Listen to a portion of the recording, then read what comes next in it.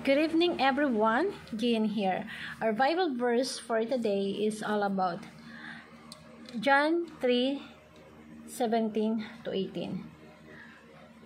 For God did not send His Son into the world to condemn the world, but in order that the world might be saved through Him. Whoever believes in Him is not condemned, but whoever does not believe is condemned already, because he has not believed in the name of the only Son of God. Yung Bible verse po natin, kung makikita niyo po, is may repetition na word. So, importante po when it comes to interpretation is bakit merong repetition na word. Ibig sabihin yun, nire-repeat na word na yun, napaka-importante nun. So, yung Diyos po natin kasi, kakaiba siya. Kasi yung mga ibang Diyos dati, bumababa lang sila kapag paparusahan na yung isang katauhan. Pero si Jesus Christ, yung Diyos po natin, Jesus did not come to punish us, to condemn, but to take the punishment upon Himself. So, yung background po ng Bible verse po na to is napaka-importante po. Yung mensahe sa John 3:16 na hindi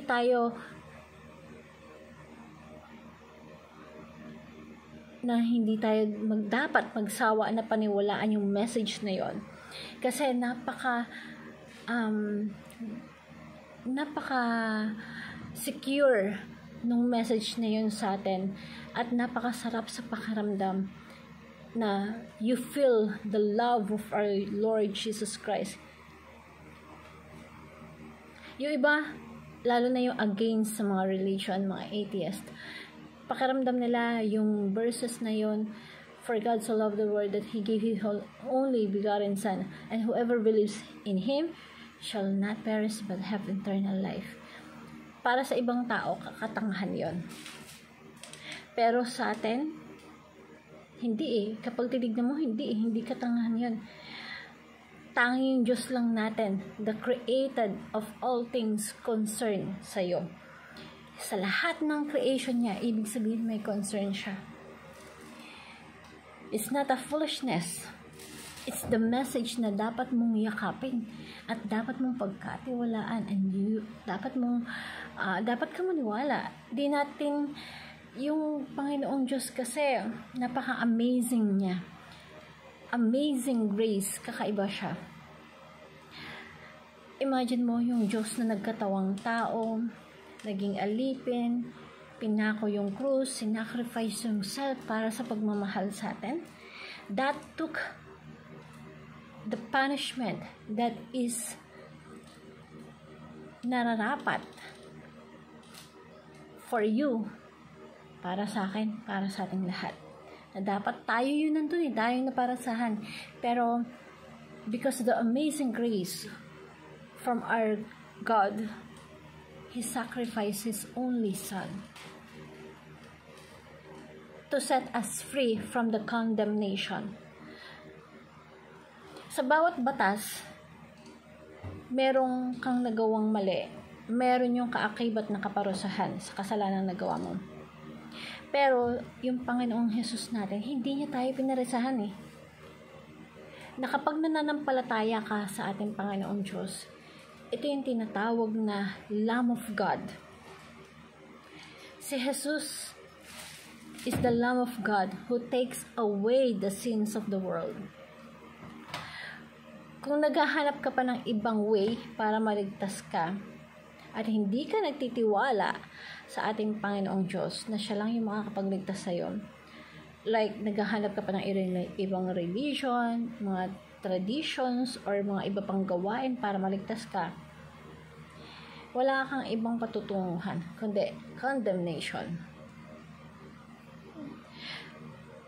Kung hindi ka sumasampalataya sa ating Panginoong Jesus,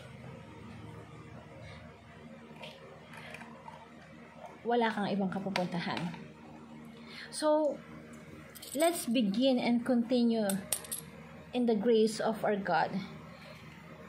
Tumawag tayo sa ating Diyos na Ama, tulungan mo ako. At napakasarap pakinggan na tatawagin kanyang anak at ready ka na anytime tulungan niya. Actually, we don't deserve na tulungan ng ating Panginoong Diyos.